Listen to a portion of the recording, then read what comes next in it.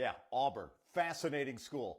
They've had helmets that have been influenced by a company that makes road signs and by a member of their own marching band. It's true.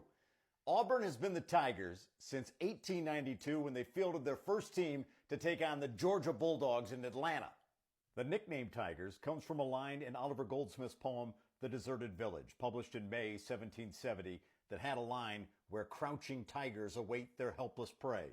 War Eagle is Auburn's battle cry. Auburn has never referred to any of their teams as Eagles or War Eagles. To the Auburn family, it's simple. They're the Tigers who yell War Eagle.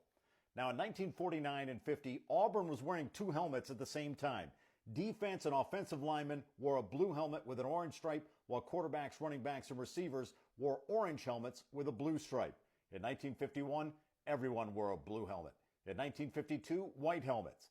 In 1953, an orange center stripe bordered by blue was added to the helmet, and players wore face masks for the first time. In 1956, the center striping was changed. A thick orange stripe was bordered by blue, and this was the look through 1957. In 58, large players' numbers are added to the helmet. There's a reason the numbers were so big. Babe McGahee, who scored the first touchdown in what is now known as Jordan-Hare Stadium on November 20th, 1939, had founded a business called National Screen Printers, Inc., and they were contracted to supply road signs to the city of Auburn. With leftover inventory, they put the Highway Gothic font numbers on a helmet to show to Coach Shug Jordan, who was looking for something to add to the helmet. Jordan liked it. The Tigers wore the look through 1965. Only in 1960 was the center stripe different when they used just a single orange stripe. Other than that, this was the look. Now, in 1965, Fritz Seiler was a sophomore bass drummer for the Auburn University Marching Band. He caught a glimpse of himself on Shug Jordan's weekly Auburn football review and thought there was a need for a more memorable emblem on his drum than a simple A. Seiler created a symmetrical stencil of an A overlapping a U. This is the actual drum head he painted it on for the 1966 season. Now, former Auburn athletic director Jeff Beard has long been credited with coming up with the AU, but no matter where it came from, the design made its way onto Auburn's football helmets during the 1966 season.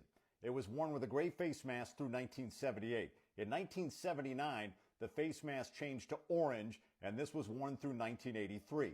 Along the way in 1981, against Alabama, the players wore a black strip of tape over the logo on both sides in memory of teammates Alan Manley and Kerry Condrey, who had passed away in a car accident 11 days before the game. In 1984, the face masks are changed to blue, and this is worn through 2014, except for one game in 2007 against Vanderbilt when they wear throwbacks to that 56-57 look. In 2015, the orange center stripe was made metallic, and this has been a mainstay for Auburn ever since.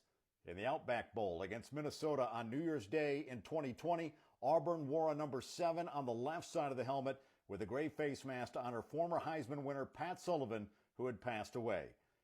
In 2021, Auburn started working the look with the orange face mask into the rotation and added a helmet with a white face mask as an option as well. Both, along with the blue face mask look, were used in 2023. That's Auburn. Who's next? Follow Hooked on Helmets so you don't miss it.